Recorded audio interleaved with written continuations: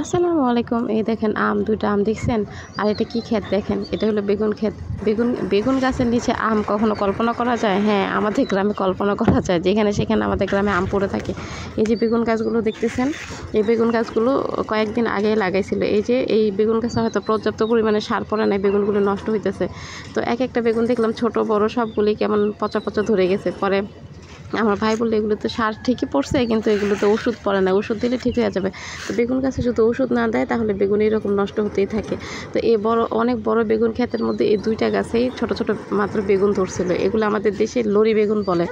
আমাদের দেশে লরি বেগুন, গোদা বেগুন আর কাঠি বেগুন, তিনটা বেগুন আছে। গোদা বেগুন যেগুলো হলো ওই রাজশাহী ছোট ছোট গোল গোল বেগুনগুলো, সেগুলো গোদা বেগুন। আর হ্যাঁ, গোল গোল। আর এগুলো হলো লরি বেগুন। লরি বেগুন নাকি সহজে সিদ্ধ হতে চায় না, তার লরি বেগুন কেউ লাগায়ও না।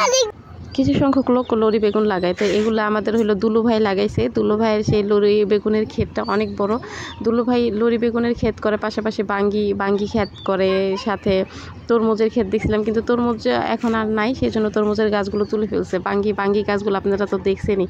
তো পাশে আবার পাট ক্ষেতও আছে, সে অনেক ধরনের সবজি চাষ করে। তো সবজির এইখানে আমরা দেখতেছি যে ছোট ছোট বেগুনের মাঝখানে আব্দুল গাফার মানিক দাঁড়ায় আছে। দাঁড়ায় বলতেছে, আম্মু এগুলো কি? আমি বলছি বেগুন গাছ কিন্তু পারাইও না, পারাইলে কিন্তু বেগুন গাছগুলো নষ্ট হয়ে যাবে। বলে নষ্ট হবে না, আমি একটাও পারাবো না। বলছি না, পারাইও না, পারাইলে কিন্তু তোমার পায়ে কাটা ফুটতে পারে। বলে না, আমার পায়ে কাটা ফুটবে না। সাথে ওর মামা ছিল, আর মামা বলতেছে, আপু তুমি এখানে কি করো? আমি বলছি এই যে এখানে আসলাম, এসে দেখি দুলু ভাই বেগুন চাষ করতেছে, তাই বেগুনের ভিডিও করতেছে। আমি তোমার জন্য অনেকগুলো আম নিয়ে আসছি। বলে সত্যি? হ্যাঁ। পাশেই ছিল পাট ক্ষেত। এই যে পাট খেতে সামনের যে পাটগুলো সেগুলো হলো গরু ছাগল সব খেয়ে ফেলছে, এই জন্য পাট শাকগুলো এমন হয়ে গেছে। আর এগুলো হলো বড় পাট গাছ, যেগুলো হলো এগুলো আর শাক ছিঁড়বে না, এগুলো বড় বড় হয়ে যাবে, পাটখড়ি বানাবে। আমাদের এলাকায় আগে কখনো পাট গাছ ছিল না, এই প্রথমই আমি আমাদের এলাকায় পাট গাছ দেখলাম।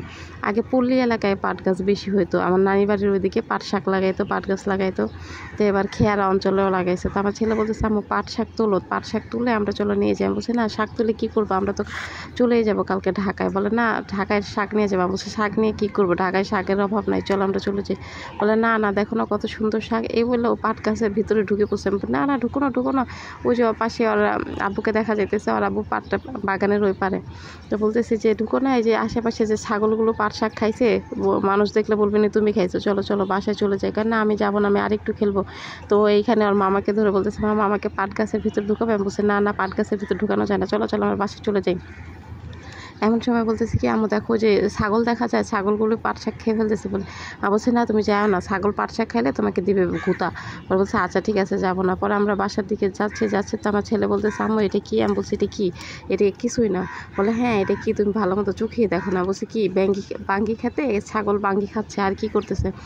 ছাগল কেন খাচ্ছে? আমাকে ঢুকাই দাও, আমি বাঙ্গি বসে খাই। বলছি তুমি বাঙ্গি খাও? কেন না, আমি বাঙ্গি খাই না, তো আমি বাঙ্গি খেতে বসে থাকি, আমাকে বাঙ্গি খেতে ঢুকাই দাও। বলছে না, তোমার বাঙ্গি খেতে ঢুকতে হবে না।